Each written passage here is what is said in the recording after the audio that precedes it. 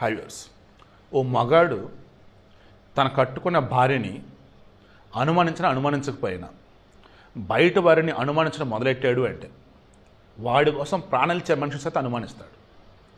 తిరుమలరావు వాడి ఎంత అనుమానభూతం అంటే వాడి కోసం మొగుడిని కూడా కాదనుకొని వచ్చినటువంటి దానిని కోర్స్ గతంలో ఎంగేజ్మెంట్ అయింది డిసెంబర్లో 2024 డిసెంబర్లో ఎంగేజ్మెంట్, పెళ్లి చేసుకోవాలి తేజేశ్వరిని. అతను కాదని ఇతని దగ్గరికి వచ్చేసింది. అప్పుడు ఏం చేశాడు తెలుసా, పెళ్లి చేసుకుందామని చెప్పేసి అనుకున్నాడు. దాని తిరుమలరావు భార్య ఉంది, దాన్ని ఏమనిద్దో ఏంటో అని చెప్పేసి ముందు జాగ్రత్తగా ఏం చేశాడు, ఈ ఐశ్వర్య యొక్క అన్న పోలీస్ కంప్లైంట్ ఇచ్చాడు మా అమ్మాయి కనిపించట్లేదని. ఈ విషయం వీడికి తెలిసి తీసుకొని బెంగళూరులో వీళ్ళ చెల్లి చదువుకుంటుంది, అక్కడ హాస్టల్ ఈ అమ్మాయిని ఉంచాడు. అప్పుడు వాళ్ళ చెల్లి చెప్పిందో వీడికి అనిపించిందో ఏమో కానీ ఆమె మీద అనుమానం మొదలైంది.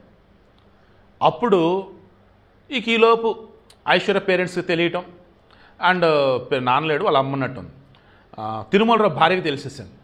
దాన్ని తెలుసుకొని అక్కడ పెట్టామంటే ఏంది, కంప్లైంట్ ఇవ్వాలా తీసుకొస్తామని దాన్ని ఐశ్వర్యం తెచ్చేశాడు. వచ్చిందా, అప్పుడు ఏం చేయాలి, ఇంకా తిరుమలరావు భార్య ఐశ్వర్యని పిలుచుకుందని చెప్పేసింది. ఈవెన్ ఐశ్వర్య వాళ్ళ అన్న కూడా ఇదేంటమ్మా తప్పమ్మా, నువ్వు వాడితో రిలేషన్ ఉండి చెల్లి కూడా ఏంటని చెప్పేసి అతను అన్నాడు. ఈలోపు పాపం అతను చంపేశారు అనుకోండి, అది ఇన్వెస్టిగేషన్ జరగాలి.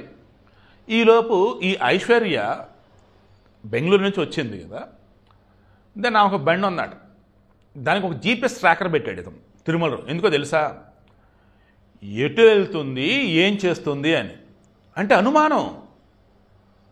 ఇప్పుడు వాళ్ళ అమ్మతో రిలేషన్లో ఉన్నా నేను, అండ్ నాతో ఎంజాయ్ చేసింది, ఈలోపు వేరే వాడితో పెళ్లి కుదిరింది, అయినా సరే మరలా నా కోసం వచ్చిందంటే ఇంకా రేపు రోజు ఇది ఏమేం చేసిద్దో ఏంటో అని చెప్పేసి అనుకొని జీపీఎస్ ట్రాకర్ పెట్టి ఎప్పుడు ఎటు వెళ్తుంది ఏంటి మొత్తం చెక్ చేసుకుంటూ ఉండాడు. ఈలోపు ఇంక పెళ్ళయింది, ఆ తేజేశ్వరిని ఐశ్వర్యని నమ్మించేసింది, పెళ్లి చేసుకున్నారు. ఇక కర్నూలు కనుక వెళ్ళినట్టు ఫ్యామిలీ షిఫ్ట్ అయితే తేజేశ్వరి బతికేసేవాడు.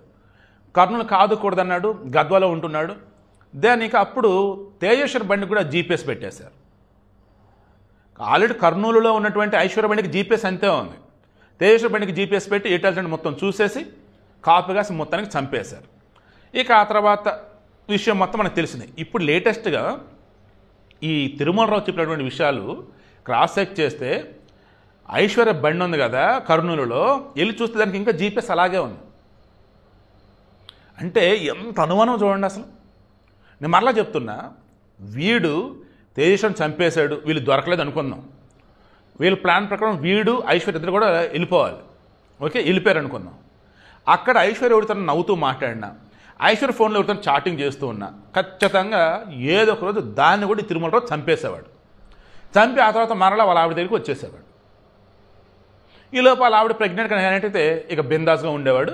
మరి అప్పుడన్నా మరి మిగతా వాళ్ళతో ఎఫ్ఐఆర్స్ ఆపేవాడు ఏంటో తెలియదు. సో ఓవరాల్గా మొత్తం ఎపిసోడ్లు ఏంటి, వాడి పెళ్ళాం మాత్రమే ఆమెను అసలు నేనేమంటలేదు, ఓకేనా, జనరల్గా చెప్తున్నా. కొంతమంది మగోళ్ళు వాళ్ళ పెళ్ళాలు మాత్రం పతివ్రతా శిరోమణులు, మిగతా వాళ్ళ పెళ్ళాలు వీడికి ఏది కావాలంటే అది చేస్తారు, అండ్ పెళ్లి కాకుండా ఉన్న వాళ్ళు కూడా వీడి కావాలంటే అది చేస్తూ ఉంటారు. సిగ్గుండాలి ఎదో నా కొడకల్లారు.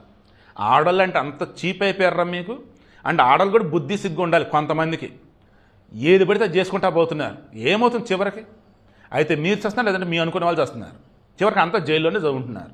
మారండి ఎక్కడైనా. తిరుమలరావు మాత్రం వీడిని నిజంగా చంపినా పాపం లేదు, కానీ చంపరు, జైల్లో పెట్టి మేపుతారు. ఏదో రోజు బెయిల్ వచ్చినా వచ్చింది, ఎందుకంటే వాడు బాగా సౌండ్ పట్టిన అర్థమవుతాను. ఇక ఇక్కడ ఐశ్వర్య దీని బతుకు అనకూడదు, కానీ కట్టుకున్నాడు పోయాడు, ఉంచుకున్నాడు కూడా రేపు మాప దాన్ని చంపేటట్టుగా తయారైన విషయం ఈరోజు ఎంక్వైరీలో తేలింది.